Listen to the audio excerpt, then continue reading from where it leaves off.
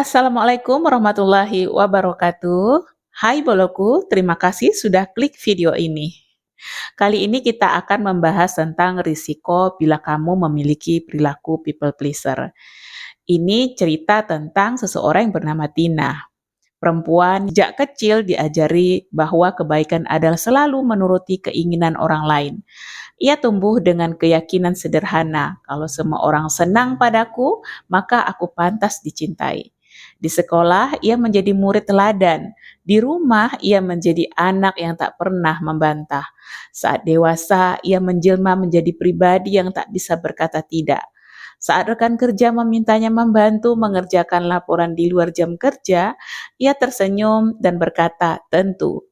Saat keluarga menuntut pengorbanan lebih, ia menelan keluh kesahnya sendiri. Saat sahabat meminjam uang, berkali-kali ia memberikan tanpa berpikir panjang. Hingga suatu malam, Tina duduk sendirian di kamar, memandangi wajahnya di cermin. Ada sepasang mata lelah yang menatapnya balik. Dalam keheningan itu, ia mendengar suara lirih yang selama ini dikurung. Aku pun ingin bahagia. Aku pun ingin diperhatikan. Suara itu kecil tapi jujur. Suara yang selama ini ia abaikan demi tepuk tangan orang lain. Puncaknya ketika tubuhnya benar-benar tak lagi sanggup, ia jatuh sakit. Bukan karena virus, tapi karena terlalu lama menyangkal kebutuhan sendiri. Dokter hanya berkata pelan, "Kamu harus belajar merawat diri." Selama masa pemulihan, Tina memulai perjalanan baru, perjalanan pulang ke dirinya sendiri. Ia membaca buku tentang self-development, menonton video-video motivasi, mengikuti terapi, dan untuk pertama kalinya ia berkata, "Maaf, aku tidak bisa." Awalnya setiap kata penolakan membuat hatinya berkecamuk. Rasa bersalah menyerbu seperti badai. Tetapi di sela-sela badai, ia menemukan sesuatu yang menakjubkan. Ruang untuk bernapas dan ruang untuk bertanya, apa yang sebenarnya aku mau? Hari demi hari, langkah demi langkah, ia merajut ulang hidupnya. Ia mulai berjalan pada pagi hari tanpa merasa harus menjelaskan pada siapapun. Ia mulai menanam dan merawat tanaman hias, bunga-bunga, hanya untuk kebahagiaan hatinya sendiri. Ia menulis jurnal di pagi hari, mencatat setiap rasa takut dan keberaniannya. Ia mulai mengikuti pengajian, menemukan teman-teman baru yang tak menuntut kesempurnaannya. Suatu sore, sambil menyeruput teh hangat, Tina menyadari sesuatu. Aku tidak harus menjadi segalanya bagi semua orang. Cukup menjadi diriku sendiri. Itu sudah cukup.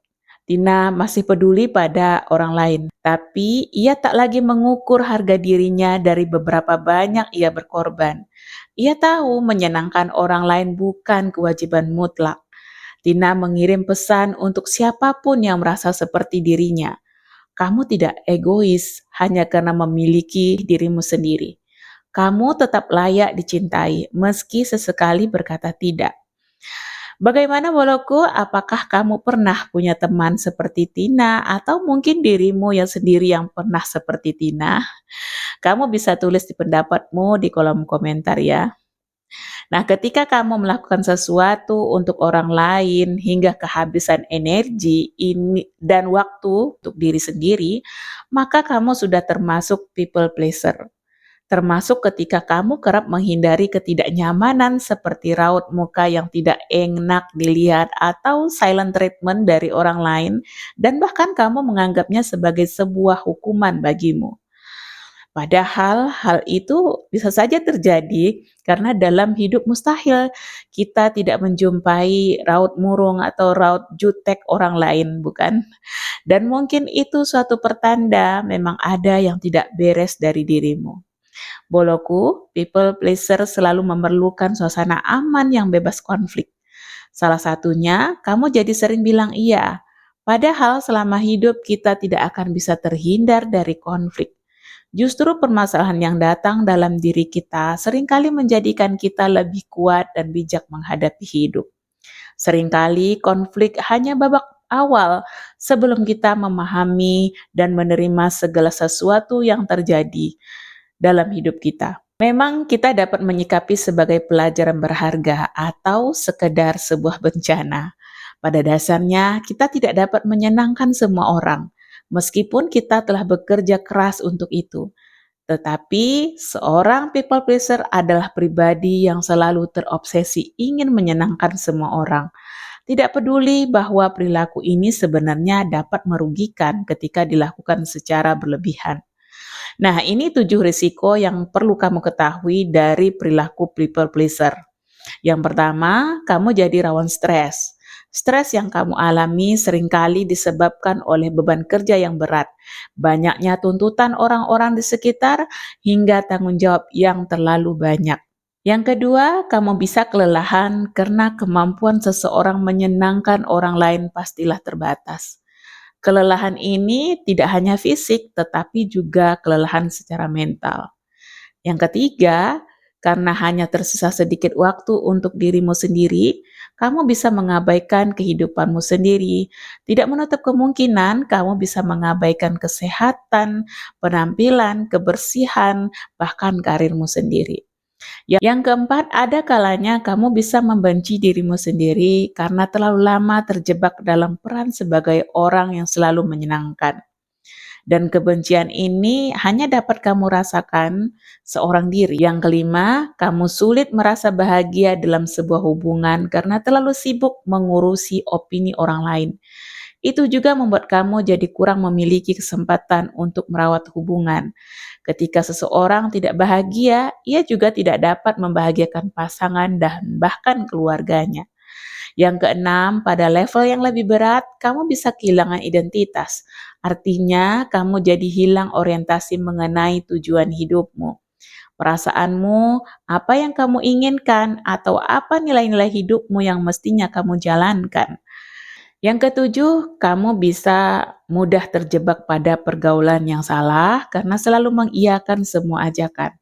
Mungkin saja kamu jadi ikut bergosip demi bisa diterima di lingkaran pertemanan atau terjebak pada gaya hidup yang bertolak belakang dengan nilai-nilai hidupmu. Sudah waktunya kita bertanya pada diri sendiri. Jangan-jangan selama ini kita masih salah kaprah soal definisi kebaikan. Kamu merasa dengan melakukan pengorbanan di luar batas, kamu telah melakukan hal baik dengan mengiyakan semua hal.